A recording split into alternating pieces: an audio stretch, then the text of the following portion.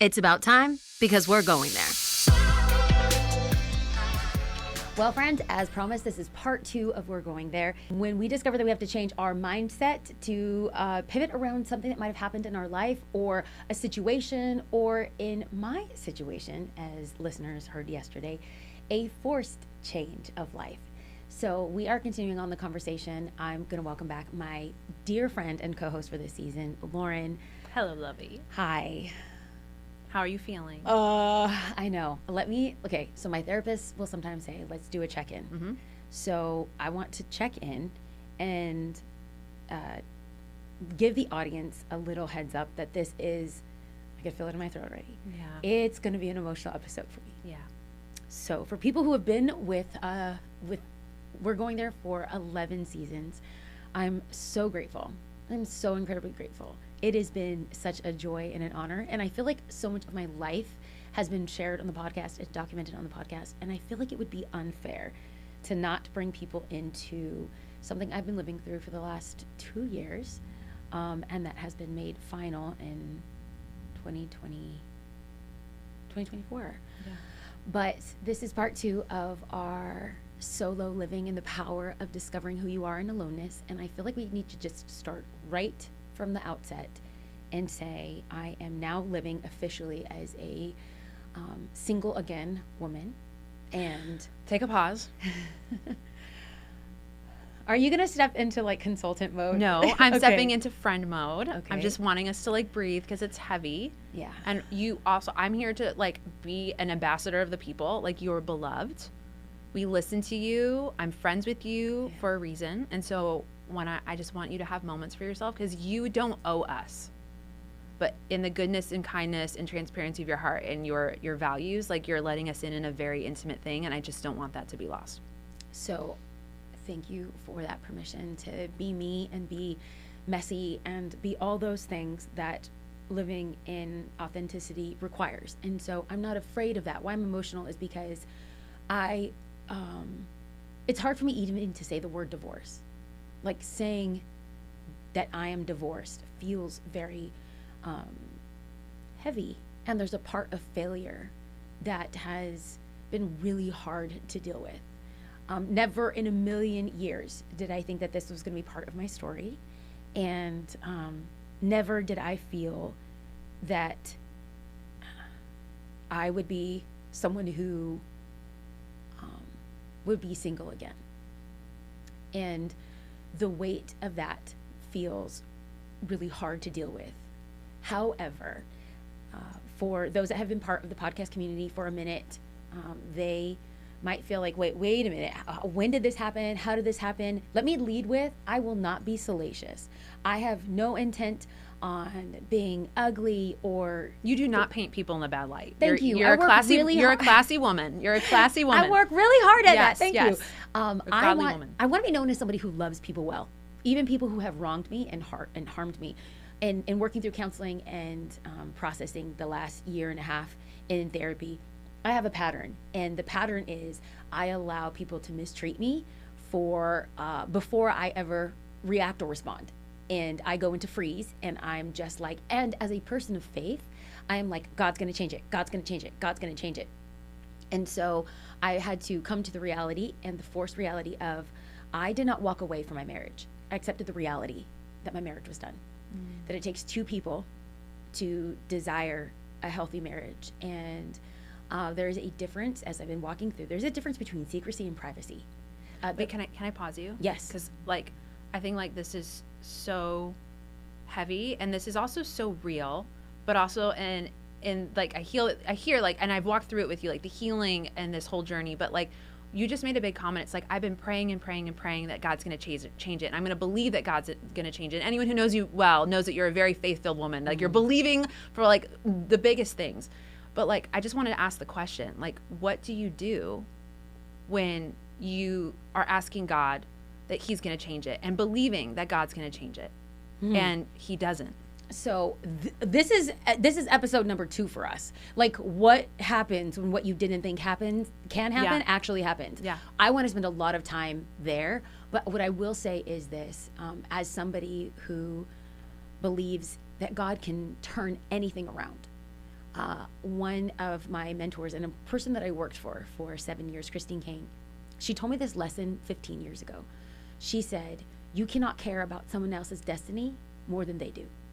So this isn't about a God issue. It's like, and my counselor actually asked, like, do you feel like God let you down? Because you really believed that the marriage was going to turn around. And I could say with full authority, no, I don't believe that God let me down.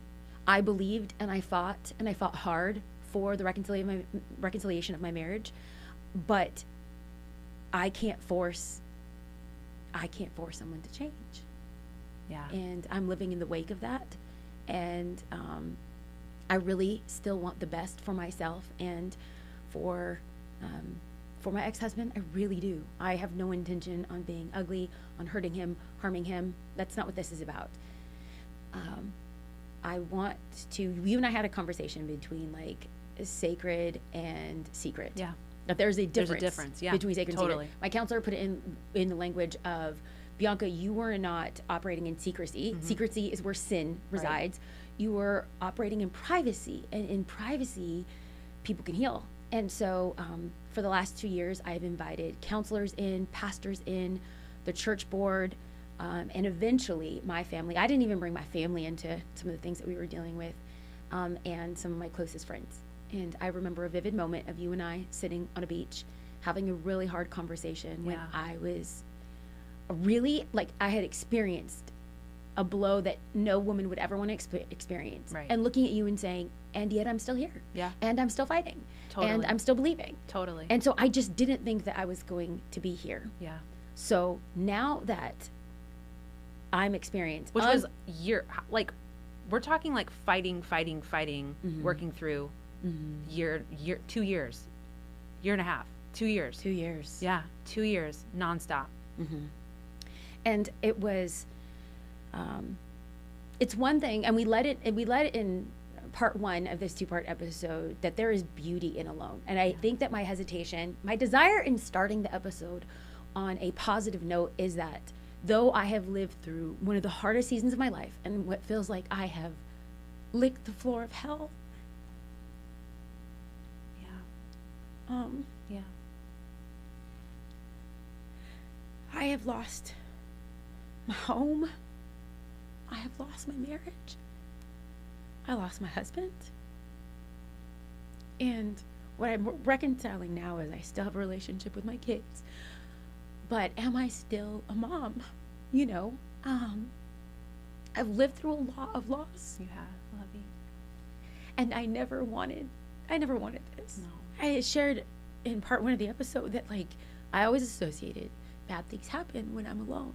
So I fought really hard because I didn't want to be alone. Yeah. But I don't think that was helpful. And so what I want to kind of just spend time and unpack in this year is, in this season of unwanted aloneness, I want to share that I am divorced. And I've been leading alone. And in our next episode, we're going to be talking about what leading in a post-crisis and trauma looks like.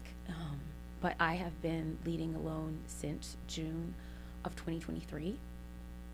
And I have been living alone since 2023 as well. And I want to be as honest as possible, and I want to document the things that that have helped me heal. And so I'm inviting you on as a close friend who I know will shepherd my heart, and also not get me away with like trying to anesthetize and put a bow on it and make it look shiny and pretty. And I also think too that there's this balance, you alluded to it earlier, of the difference between sacred and secret. Like you have been, I think, so accountable. And again, like I've seen it with leaders when they're dealing with crisis management, whether it's in an organization or their personal lives are falling apart, and they're really poor with bringing people along and being accountable and sharing appropriate level of details to specific accountable people. And you have been phenomenal with that since day one, bringing people in, making sure that there's accountability, making sure that you're not holding this all together, because you never should. But at the same time, not every detail is owed. Like, you don't owe anyone too much detail, but also, again, in alignment with your values, like, you want to share your story. And so I just love you, and I'll be there Thank you. So walk us through that. Yeah. So, in this journey, I am giving, I kind of want to talk about this idea and concept of aloneness, but I'm really relying on you poking holes to make sure that I'm honest. Okay.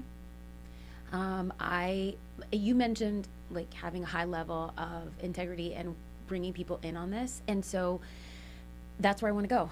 I mean, it's called We're Going There, and I give you permission to ask me some of the hard questions that maybe people might be feeling or thinking. I do want to recognize that maybe somebody feels, I hate to say the word betrayed, but in the Christian community, I think we look at people of faith as intentionally or unintentionally setting the bar for what is possible or what is good or what is right.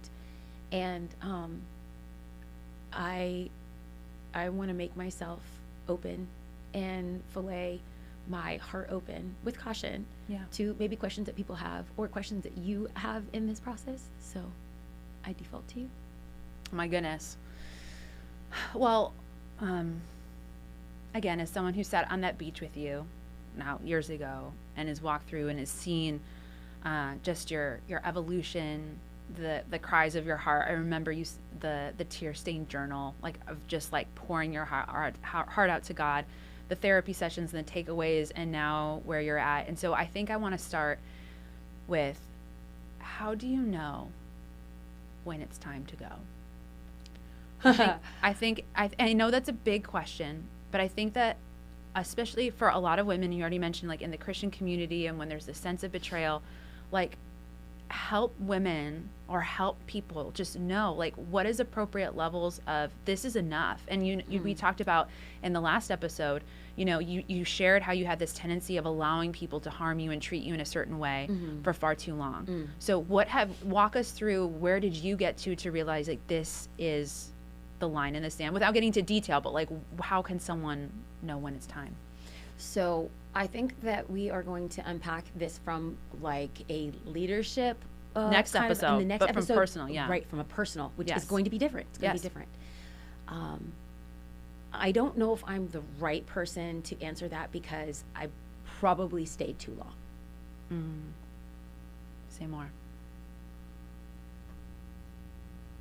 I love you. Say more. I know.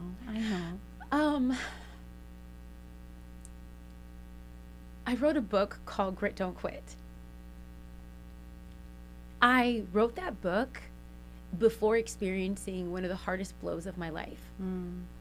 And there is this caveat, and I put the caveat right in the beginning of the book. It was like a prologue.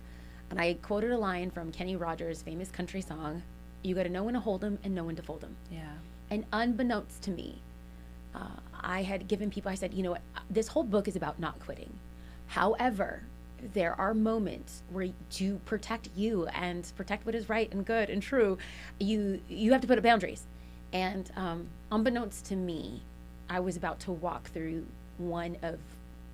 several of the things that had happened that I believe give people the right to walk away. However, because I'm a woman of faith, and I'm ride or die. Like my Enneagram wing 6 comes in thick with loyalty. Yes. Okay, thick with loyalty. So when you ask when do you know when to walk away, well, I can tell you how to stay really long. I'm gonna tell people, like, in the journey, I'm gonna encourage people to not walk away. I still hold to this idea of you stay and fight, and don't make. I'm gonna say this in the next episode. Don't make a permanent decision because of a temporary situation.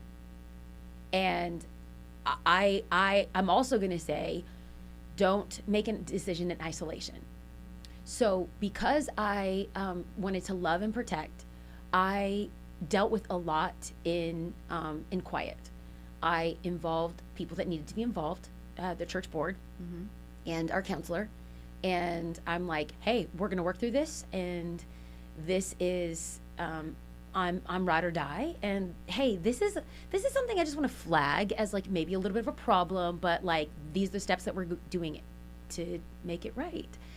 So I stayed, and I stayed again, and I stayed again, and I I think the reason why I stayed is because I take making a vow to God very seriously. And also, we were leading a church. Yeah. And as listeners will find out, like, I'm still leading a church. If I'm sure anyone that follows me online or has been part of the podcast knows that I love the church community that the Lord has entrusted. Yes, entrusted to me. I love it. It's amazing. They're great, and we can discuss that later. But to stay like on me focused in a moment of wanting to throw the towel in, and having a very hard conversation with my family. I finally got to the part where I brought in my family. Yeah. And my family's now looking at me like, when are you going to leave? Yeah. I told them I love my husband. I love my God.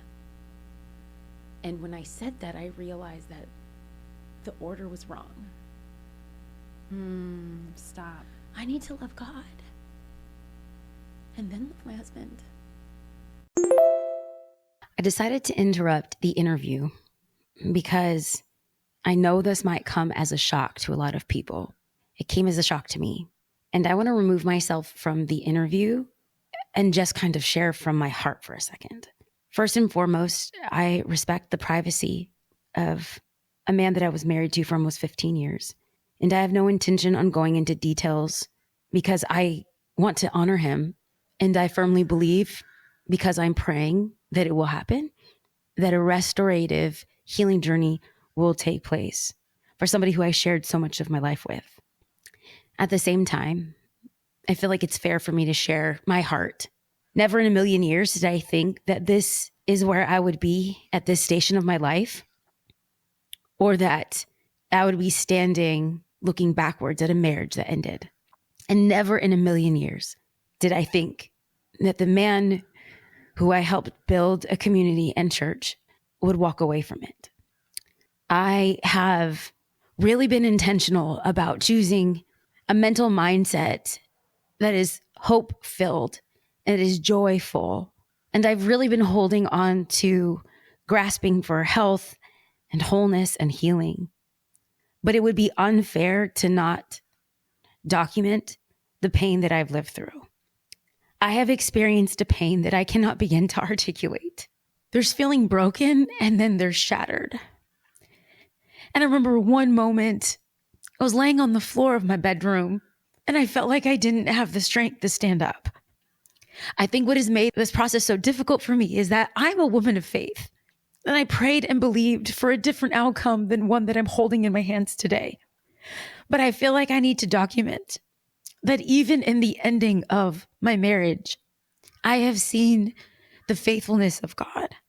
I think it's fair to include that this isn't something that happened overnight. I have walked through space and latitude and created time for healing. And in order for healing to happen, privacy is needed. I have wonderful counselors that have walked me through the difference between secrecy and privacy.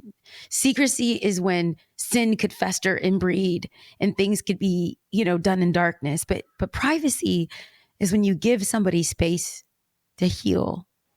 And so I walked through privacy and bringing in people to help walk through a season that started in 2020.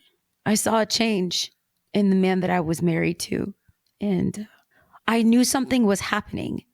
But in the midst of everything that was going on, I didn't have a solution other than to surround ourselves with community, to walk with transparency, and to get into good God counseling. I chalked it up to, we're surviving a global pandemic, or we're trying to lead a baby church through a season where we don't even know what's next. The uncertainty was overwhelming. The effects that it had on staff, and even staff leaving during this time of deep sadness, caused so much instability. Looking back, I saw that as the beginning of a darkness that had overtaken him, a depression, if you will, that began to deepen. And no matter what I did or how hard I tried, it felt like nothing I was doing was working to try to pull him out. I know that he loved the church, and I do believe that he loved me. I cannot articulate this enough. He wasn't a bad man. He was a broken man who lost his way. And because I have been leading in this podcast community and leading in the church and leading in other spaces. I felt like I wanted to interrupt this podcast and have an honest conversation that for a long time was private, but I do believe it's owed, that if people step into spaces of leadership, that there needs to be incredible amounts of integrity and transparency. And again, there's a difference between secrecy and privacy. I was not operating in secrecy, but this is the place that I am now today. And I want to walk with extreme integrity. If I'm going to lead anyone, I need to honestly stand before people and say, this is what I've led through. And this is how I'm still loving the Lord. But in July of 2023, my husband of 14 years resigned as lead pastor of the church that we were leading together. Due to his actions, his choices, and his decisions, he disqualified himself as a pastor. And we were very open and honest with the entire church at that time about the reasons affecting this decision. And those reasons for transparency and clarity were alcohol abuse, a lack of boundaries with women, and squandering of personal finances. It also bears mentioning that his decision to resign was completely his own. And as he quit from his position, there was an opportunity to walk through restoration, not just for his role at church, but restoration for our marriage under licensed counselors. And he rejected the restoration plan. If I'm honest with you, the rejection of the restoration plan felt like a rejection of me too. Anyone who is married will know that marriage is hard. It's self-sacrificing and requires honesty and transparency and humility of two people who are committed to a relationship. But now add broken trust, deception, and moral failure, and marriage becomes even harder. But I stand before you today, and I have no desire for him other than full healing, full restoration, and full wholeness to take place in his life. And I will not stop praying for him. But over the last 3 years of working and doing the hard work of trying to heal what has been broken, I could stand before you and anyone else and say that I have given 110% success to this marriage. As in, I sought out marriage therapists. I sought out counselors. We went to marriage intensives and I booked them, and I reached out to pastors and I let them know very honestly where we were at and asked them to help us walk through this healing journey. I've done everything possible, including just step down from pastoring and podcasting and preaching to help save our marriage. But at the end of the day, two people need to be fully committed to saving a marriage. And try as I may, the trust that I needed to see to feel safe in the restoration of marriage didn't surface. This isn't private, but it's worth documenting for the timeline of this journey. At the beginning of 2024, the man who I had been married to for 14 years moved out of the state and sought employment outside of California. And we had our fair share of marital disagreements, like most marriages. But what our therapist highlighted was that none of my shortcomings or frustrations that I had in the marriage contributed to the choice that my ex-husband made to break our marriage. I didn't walk away from a marriage. I accepted the reality that the trust was broken. The lack of effort to fight for our marriage made it really hard for me to fight alone in bringing this relationship back to life. The resuscitation of what felt like a dead body was too much for me to do alone. And though I fully believe that God could have worked a miracle, the reality is that our marriage has ended. I had to take a look at patterns. And if you're sitting here thinking, well, what about grace when people make mistakes? Absolutely. If somebody makes a mistake, there is grace for that. But if somebody continues to make a mistake, that's a pattern. And at some point, I can no longer believe what someone says. I had to believe what they did. And I'm sure there's a lot of questions and concern. And so as Lauren and I walk through the painful reality of what's taken place, I do feel like there needs to be a little bit more information with extreme clarity. Per the church board, they agreed and said that I did nothing wrong to disqualify myself from leadership or from pastoring. And when all of this went down almost a year and a half ago, I walked through a process that I put into place for myself. I'm kind of embarrassed to admit this, but understandably so, everyone went in to protect this man who made these decisions and make sure that he can get health and healing. But intending to that, I think I had overlooked myself and maybe others. People definitely asked if I was okay, but I too needed a restoration plan. And I was so panicked and afraid of making a mistake that I just took out my journal, a pen, and began to pray. And I put together my own restoration plan and what that would entail. And I am so excited to say that in the last 15 months, I have completed 4 intensives that have been really helpful in the healing and the picking up of the pieces of a very broken life. I knew if I was going to lead, I had to make sure that I was taking care of my mental, spiritual, emotional, and financial health. And that is why I built my own restoration plan. And what did that entail? I'm going to talk about it in the next couple episodes, but immediately I sought out a personal therapist weekly. I sought out even another marriage counselor to see if maybe we could figure this out with a new lens and a new filter. It's kind of like this last ditch effort. I also became part of a high level accountability group for women.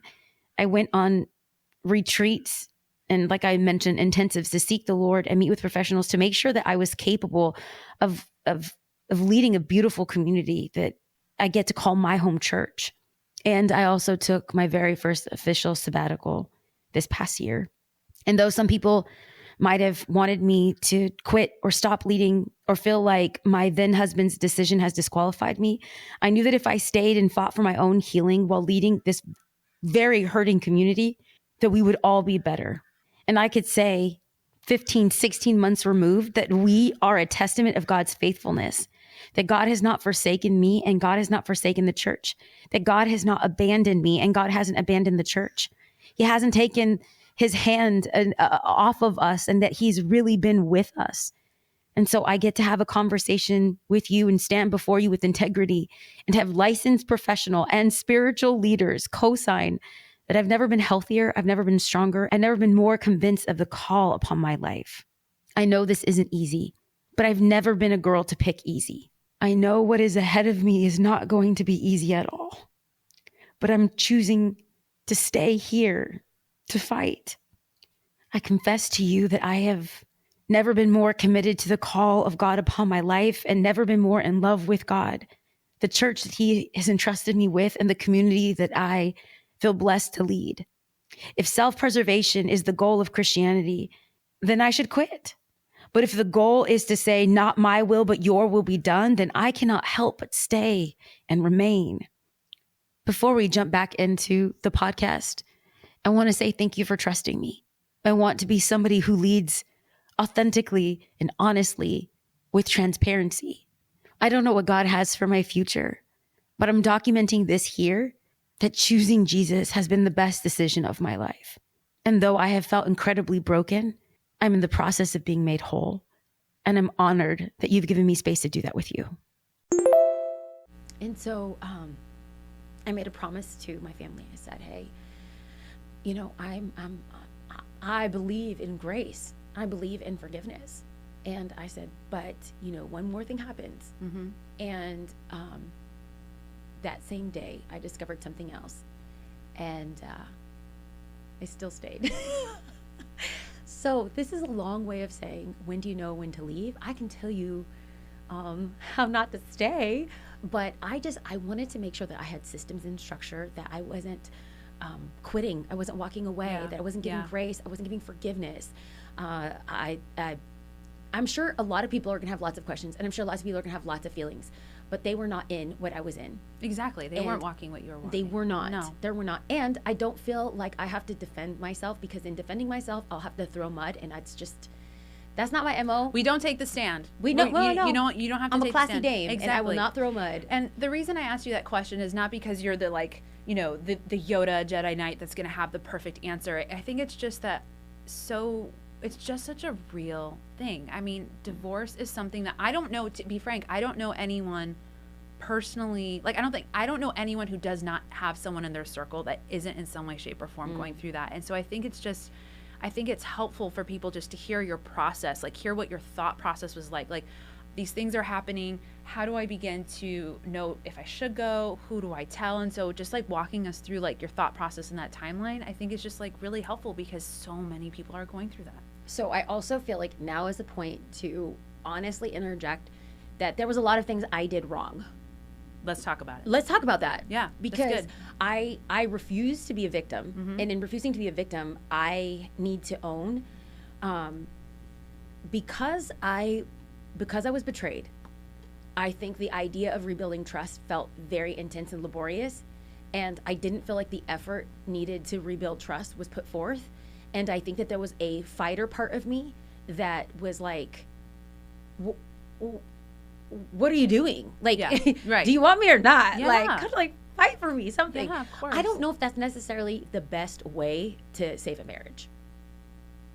Straight up. But I think because I was hurt, because I was betrayed, because I was not told the truth multiple times over, it was really hard for me to believe that he wanted to work on the marriage. Yeah. And gave a lot.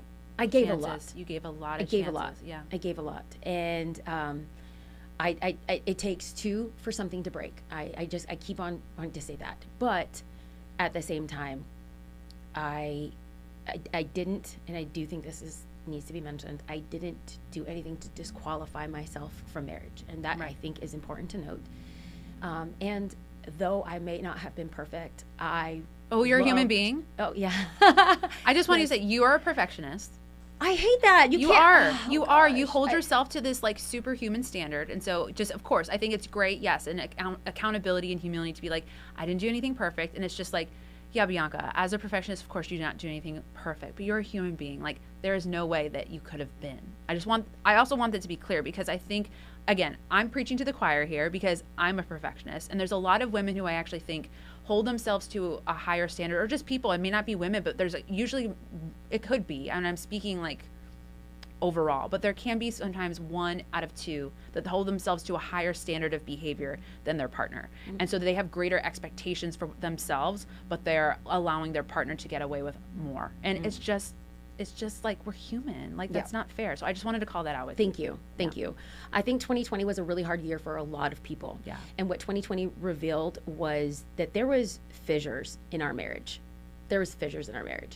And my natural tendency is that if something's broken, let's fix it. Let's get into counseling. Let's fast. Let's pray. Let's do all these. You get glue, duct tape. You get everything. Absolutely. Yeah. Yes, absolutely. And so I would say 2020 was really when I was like buttoning down the hatch and saying, we are going to be the most in love we've ever been. We're going to be the strongest we've ever been. We're going to be the healthiest we've ever been.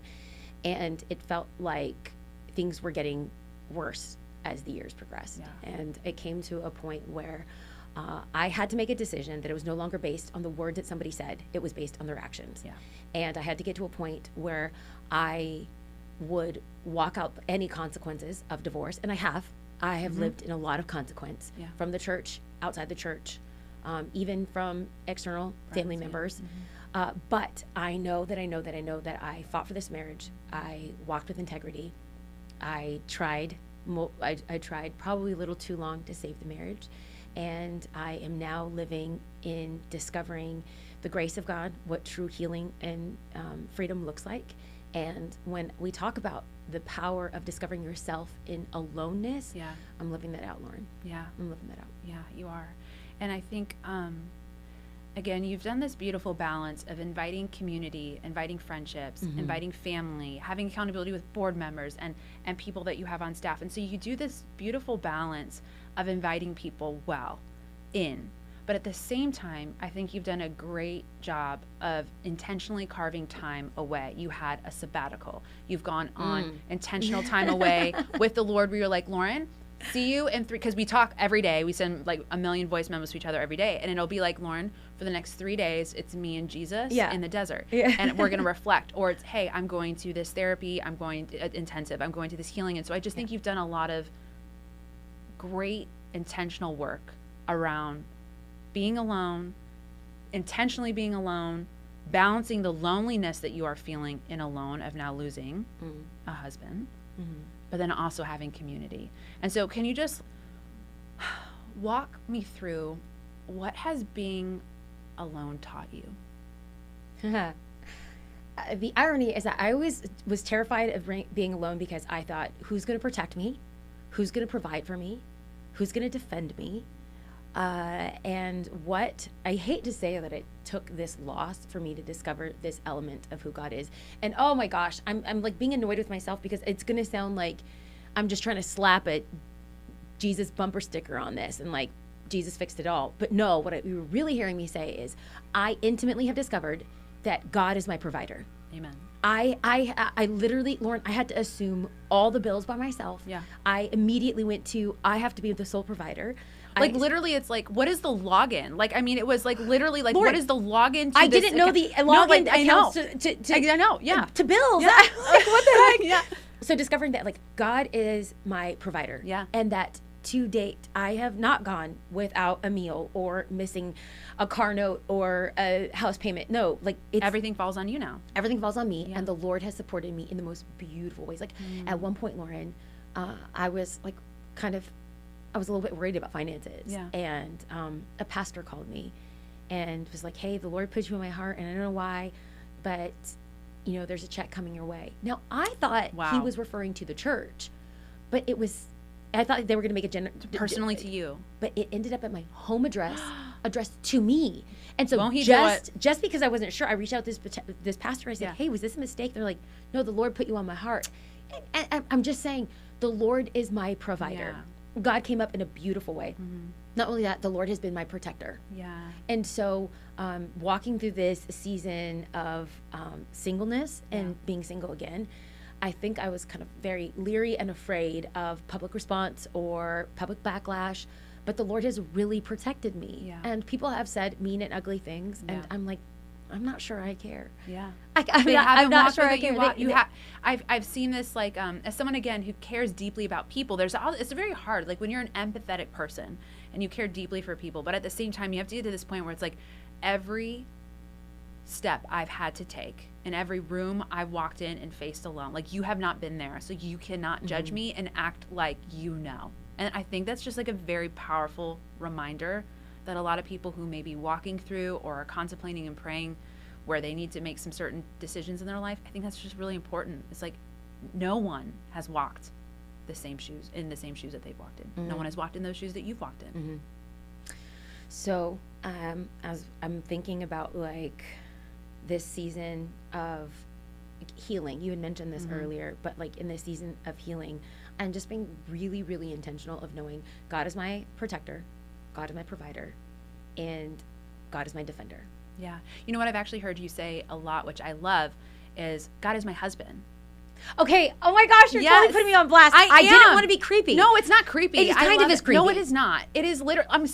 If he's our father, he's our savior, he's our king. Like, but it's like everything that you just described. It's like protector, like provider, like defender, partner. I mean, can I? Okay, so I do feel like I have to share this this verse. You have said I've told you that God is my husband, which to anyone that doesn't get it, that's going to sound really kind of crazy. Well, and I get it. And they can feel that way, but it's also like God, it's intimacy, and it's also like, Lord, you are those things to me. He is Jehovah Jireh. He is a husband. He is a provider. He's a protector. He's a partner. Okay. You're giving me, this is helping people. Like, and I think that's beautiful. Okay, so I started using this phrase, God as my husband. Well, okay, let me take people back to when I was 13 years old. Okay, love 13 years old, and my mom, who's a pastor's wife and led the women's ministry, still does to this day at my dad's church. They did this event, and I remember this lady like wearing an all white dress, and it was for a women's event, and she came in and she's just like, I am. Oh, now people are going to think I'm crazy. Don't say this story. Yeah, the bride of Christ. Yes! Is she coming? I knew you were going to say that. No. She said that she was the bride of Christ. She wore an all-white dress, and she's the bride of Christ. And I was like, that's just a weird. Like, you're weird. No. So ever since then, like, privately, I will say that in this season, I'm not wearing the wedding dress. Because I feel like the Lord has really stepped up and been my partner. So when I say husband, it's not like I'm over here like wearing a wedding ring because I'm married to Christ or I'm the bride of Christ. I just want to clarify that because this gets creepy. No. But let me just read. I want to read the entire chapter, but it's long. I will read a passage of scripture that the Lord has given me in this season that has released me to be the woman that he's called me to be, the leader that he's called me to be, and the child of God, the daughter of God that he's called me to be. But I'm going to read a particular version, but it's Isaiah 54. And I'm just going to read the first couple of verses. But it says, "Sing, barren woman who has never had a baby. Fill the air with song, you who've never experienced childbirth. You're ending up with far more children than those childbearing women. God says so. Clear lots of grounds for your tents. Make your tents large, spread out, think big, use plenty of rope, drive the tent pegs deep. You're going to need lots of elbow room for your growing family. You're going to take over whole nations. You're going to resettle abandoned cities. Do not be afraid. You're not going to be embarrassed. Don't hold back. You're not going to come up short. You'll forget all about the humiliations of your youth, and the indignities of being a widow will fade from your memory. For your maker is your bridegroom." That's husband, Lauren. Yes, I know. That's what I'm saying. "His name, God of the angel armies. Your Redeemer is the Holy One of Israel, known as God of the whole earth. You were like an abandoned wife, devastated with grief, and God welcomed you back. Like a woman married young and then left, says your God." And I read the whole chapter, and I just feel like that is what I'm holding on to in this season. Yes. I'm not dating. I have no desire to date right now. I mean, I would eventually love to be loved. I would. I have to be totally honest. Of course. But for right now, I feel like I'm busy about the Lord's business. I am widening the tent of my life, and though I do not have any biological children, the Lord has given me spiritual children to love, and I'm getting ready for this next season of my life in leading and living alone in a way that brings God glory, in a way that brings him joy, and in a way that brings me a freedom that I now get to walk in and experience this in a different season of my life. Oh, so good. So when we talk about the power of aloneness, thank you for not letting me go through this moment alone. I'm excited for the rest of the season, and your wisdom, your insight, your lived experience is going to be a gift. But I do feel like I need to just say in this moment, thank you for not letting me walk alone in the last 4 years. And I can't wait for our podcast listeners to love you as much as I do. So, I love you so much. Friends, thank you for letting me be probably a little bit too honest. Thank you for bearing with my tears. Thank you for being on this journey with me. I cannot wait to see how this journey unfolds. I said that my word for the year in 2024 was wholeness. And now I could let you know that the reason why I said it was wholeness was because my life felt like it was broken into a million pieces. So in this new version of me, thank you for being the epoxy and glue that has allowed me to bring broken pieces of me into this podcast community and to find wholeness within this community. I'm grateful for this season, and I can't wait to see what God does when we go there.